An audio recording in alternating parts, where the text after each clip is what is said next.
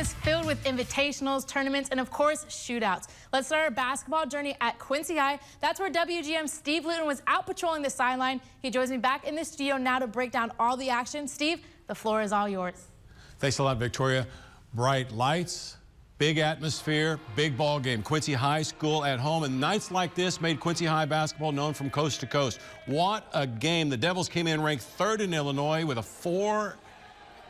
in the Class 4A with an 18-1 record. That team right there, Imhotep, was ranked number 1 in Pennsylvania in the 5A class. Quincy High came out smoking in this one. It was, first off, Tyler Sprick hit the big 3, then Longcore hit the 3, and then it was Longcore to Keyshawn Thomas. Quincy was up 12-11. Now watch this coast-to-coast drive by Longcore. On the hop right there, Longcore takes it to the hole, and Quincy stayed up by 3. Here's second quarter action. That's how the students saw it, and that is Dom Clay knocking one down from the corner. Great passing tonight for Quincy High. Tyler Sprick to a wide-open Dom Clay. Clay had 11 points this evening.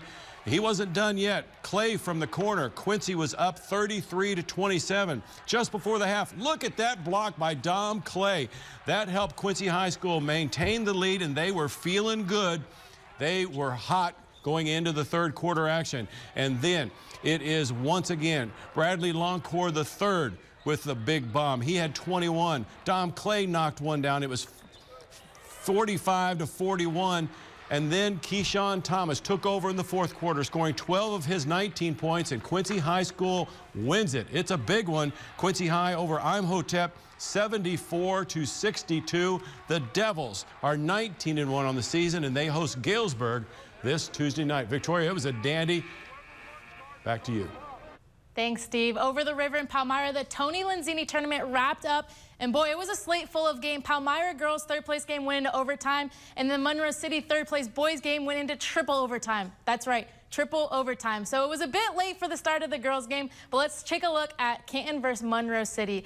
Canton has won this championship for the past 2 years, and Monroe City just came off a Compton championship win, so it's the makings of a great game. Early on, Monroe City established an early lead, but Macy Fisher had other plans. She fights for the bucket to make it a 1-point game. More from Fisher. They set up a play for her down low, and just like that, Canton takes the lead.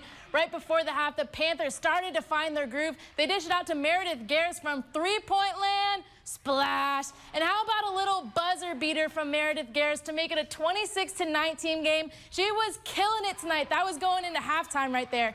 Coming out of the half, though, Canton tried to find their footing. Kendall Weathers goes for the 3 and sinks her shot. Still trailing, the Tigers are fighting and stealing right here on this play. They send it down low to their girl, Macy Fisher, who connects at the rack for the pair.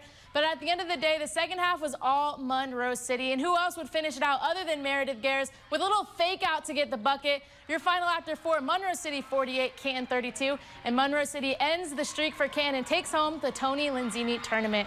And the boys' game is still going on between Palmyra and Canton. But reported last, Palmyra was up going into halftime, 25-18. We'll post that final score on WGM.com/sports.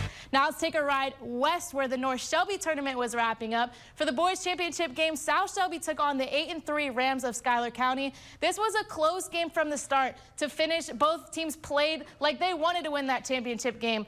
Great ball movement here from South Shelby. They settled down low to Preston Ellison, who sinks his shot. South Shelby with an early lead. More from the Cardinals. They set up another play down low. This time Chance Rainey, who hits the jumper. The ball bounces around the rim a little bit, but eventually goes in. Schuyler County giving South Shelby a run for their money. That's Gage Brownwell in the paint, fighting for the bucket and sinking his shot. Chance Rainey was a big playmaker for football, and he can ball too. Here he is again, sinking the pair. Keeping the pace, the Cardinals send the rock down low to Noah Wilt, who hits a sick post move and connects at the rack for the deuce. It was a hard-fought battle, but in the end, Schuyler County defeats South Shelby 51-46. The 12-3 Ladybirds were also in action, taking on Cairo, trying to win their 3rd straight North Shelby championship, and it was a close first half. Here's Cameron Mitchell taking her shot and sinking the 3 to put her team up on the board. Before the season started, Coach Luke O'Laughlin told me his team is fast, and he wasn't lying. Jada Lamphere kisses this one off the glass for 2. And how about some plays from Belle Ross? She extends this pass to get it up, and she fights to put up the bucket. She's a hustler, people. She put up 20 points in today's game. And more from the Lady Birds. They dish it to Reese Maupin, who buries the money ball. South Shelby trails by 2, but not until Jada Lamphere. She's going to come back in the spotlight and connect at the rack for 2. Game is tied at 24. At the end of the day, South Shelby's going to get it done. They beat Cairo 67-57 and win their 3rd straight championship game. Some honorable mentions: Central Southeastern head coach Matt Long captured his 600th career win today, and former Palmyra coach Mark Lohman was inducted into the Missouri High School Hall of Fame. Huge accomplishments for both great coaches.